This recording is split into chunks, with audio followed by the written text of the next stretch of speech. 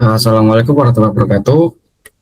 Kami dari kelompok 2 akan menghasilkan tugas akhir dari mata kuliah Real Time System, yaitu robot soccer berbasis SP32 dengan menggunakan RTOS. Dengan dosen pengampu Pak Tahan Prahara, ST, M.com. Dengan anggota saya Tubagus Pratama Duyanto dengan NIM 4332320.26. Kemudian saya Marvelina Devi Wardani dengan NIM 433232016. Saya Ilham Taru Prasetya dengan NIM 433233013. Saya Arif Kurnia Rahman dengan NIM 433233005. Baik, selanjutnya akan dijelaskan oleh rekan saya, Marvel. Yang pertama, identifikasi masalah. Yang pertama, pengendalian robot via Wi-Fi rentan terhadap head of line blocking akibat interferensi RF di arena, dapat menyebabkan lag yang merusak manuver real time. Kedua, ada sistem microcontroller single thread konvensional yang gagal memproses antrean jaringan dan logika motor secara bersamaan tanpa menimbulkan stuttering. Yang ketiga, ada kebutuhan akan responsivitas instan yang tidak bisa dicapai jika terdapat pemrosesan matematika tambahan pada alur kontrol motor. Next. Selanjutnya, tujuan proyek ini pertama, membangun arsitektur kendali deterministik dengan latensi rendah melalui pemisahan tugas secara perangkat keras. Kedua, eliminasi overhead komputasi dengan membuang protokol transfer data teks dan mengganti dengan transmisi binary array murni. Yang ketiga, mencapai throughput data kendali maksimum dari joystick ke aktuator tanpa filter atau proses penghalus yang dapat menyebabkan lag perseptual. Selanjutnya kita masuk pada topologi jaringan terdesentralisasi yang digunakan pada robot kami. Yang pertama, kami menggunakan ESP32 sebagai akses point mandiri, di mana ESP32 ini tidak bergantung pada router atau internet. Dan ESP32 membuat jaringan Wi-Fi sendiri menggunakan mode Wi-Fi AP. Ya, kemudian smartphone langsung terhubung ke Wi-Fi ESP32.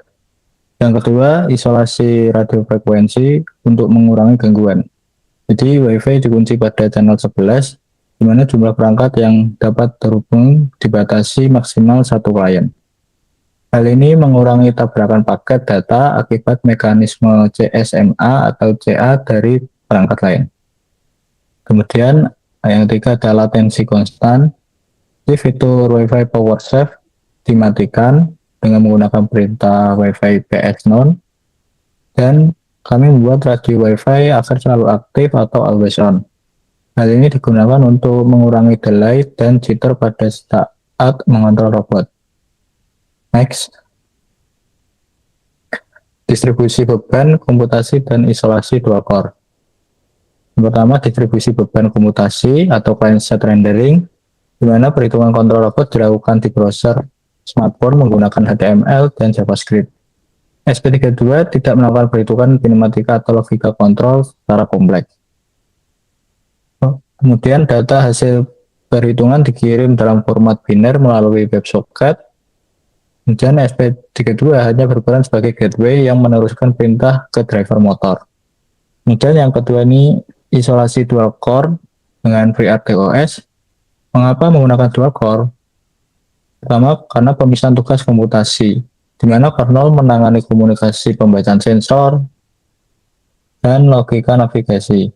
Kemudian core 1 menangani kontrol motor serta eksekusi perintah gerak. Dua, untuk meningkatkan stabilitas sistem, dan yang ketiga, respon kontrol lebih cepat, dan yang terakhir untuk mendukung operasi secara paralel. Next, selanjutnya masuk ke mekanisme kontrol dan file save.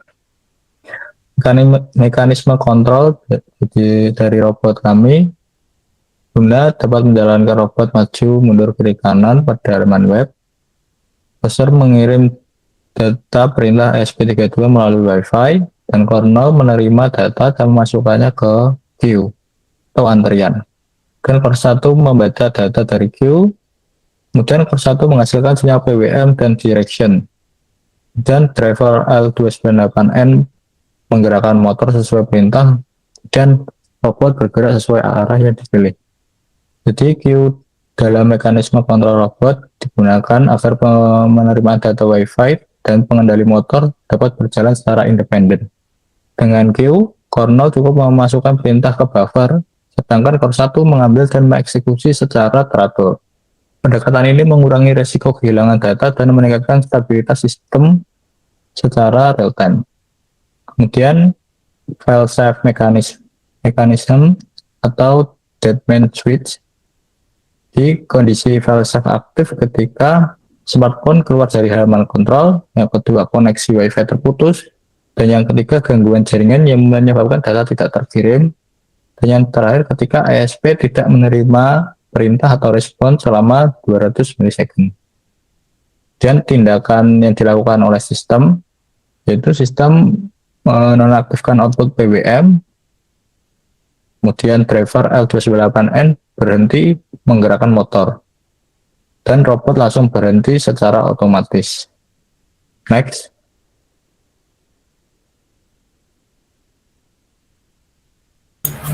Selanjutnya untuk komponen wiring dan koneksi kabel. Next. Yang pertama, bill of material atau BOMs. Jadi untuk membangun sistem paralel robot shocker open loop tensi rendah ini, komponen yang digunakan adalah yang pertama ada microcontroller SP32. Ini dipilih karena memiliki fitur dual core installation dan modul external serta extension port SP32 untuk memudahkan wiring. Kemudian motor Eleven L298N dipilih karena mampu menyediakan arus yang stabil dan memadai untuk motor DC berkecepatan tinggi. Untuk aktualnya sendiri menggunakan motor DC proses dengan gearbox untuk menghasilkan torsi dan kecepatan optimal. Dan yang terakhir menggunakan baterai 18650 untuk memberikan suplai daya dengan discharge rate yang tinggi untuk putaran motor. Next. Kemudian untuk wiring sendiri, pada motor kiri kami menggunakan GPIO 32 untuk BNB. Kemudian untuk mengatur arah putarnya kami menggunakan GPIO 25 dan 33. Sedangkan pada motor kanan kami menggunakan GPIO 14 untuk NA, dan untuk mengaturnya kami menggunakan GPIO 2726 untuk mengatur arah putar roda sebelah kanan. Kemudian ground dari motor driver itu disambungkan ke ESP. Kemudian pada driver L298N, out 1 dan 2 digunakan motor kanan, serta out 3 dan 4 digunakan motor kiri. Untuk baterai akan langsung menyuplai ke motor driver dan SP32. Next. Untuk skema wiringnya kurang seperti ini, di mana nanti baterai akan terhubung langsung ke motor driver serta ekstensi dari SP32 sendiri. Alasan kami menyambungkannya agar motor driver memiliki daya optimal, dan kami menggunakan saklar untuk bisa mengontrol daya dengan mudah. Next.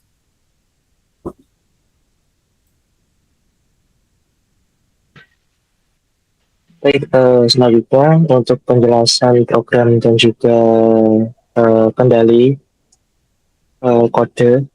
Di sini ada beberapa blok program. Yang pertama next,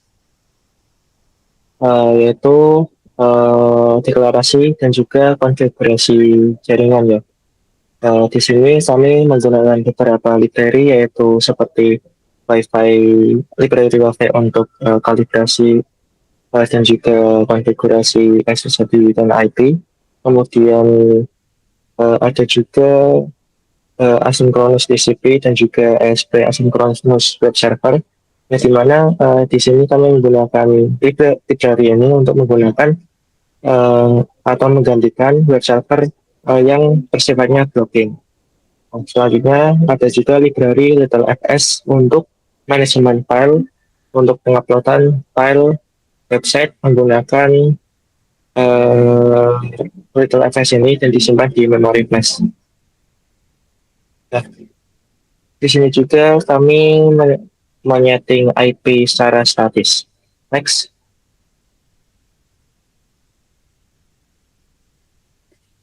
Oke.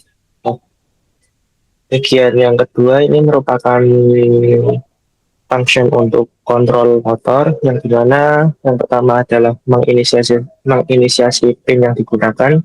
Kemudian yang kedua membuat fungsi atur motor. Di sini untuk mengatur motor akan bergerak maju, mundur, kanan atau kiri. Next.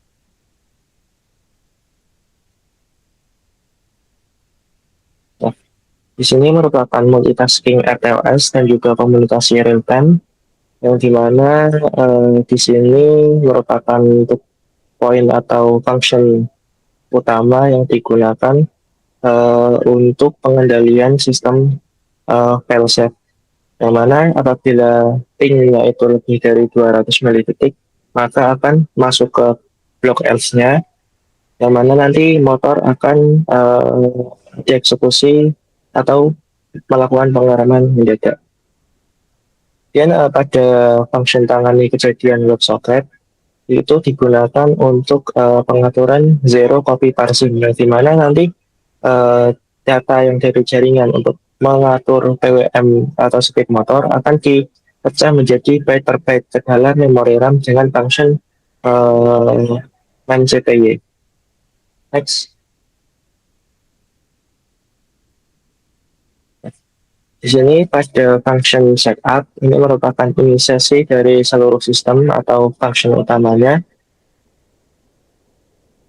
Di sini kami memasukkan extract into core untuk memanggil function task motor yang akan dijalankan di core 1, yang mana agar terjadi pembagian antara eksekusi motor di core 1 dan untuk inisiasi Wi-Fi-nya itu di core 0.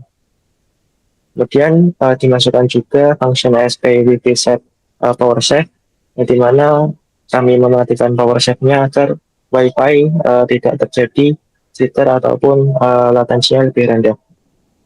Kemudian setelah itu untuk memanggil web HTML-nya kami menggunakan library LittleFS untuk menampilkan file zip dari HTML-nya. Nah, di sini untuk pada program loop-nya itu dikosongkan karena seluruh sistemnya itu dijalankan menggunakan RTOS. Next. Selanjutnya adalah program dari website yang kami buat.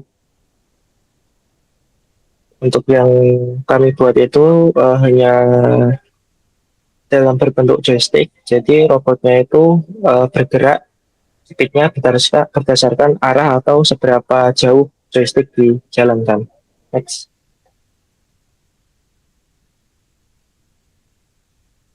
Oke. Ini untuk bagian blok awal, ini merupakan program untuk tampilan joystick, yang dimana untuk dalam joysticknya itu selalu memicu scroll halaman atau merefresh. Jadi agar dari websitenya itu tidak bingung saat rendering browsernya. Next.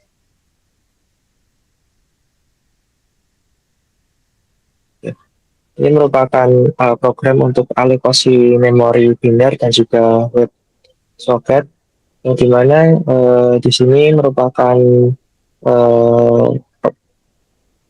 program pembacaan dari gerakan yang kita tambahkan atau yang kita inputkan melalui joystick, dikonversi menjadi bentuk angka gerak dengan range nilai TWM 055 0 sampai 255.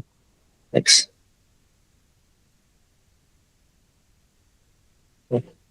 Nah, ini merupakan lanjutan dari program yang tadi yang fungsinya untuk mengubah range nilai 0 sampai 255. Next.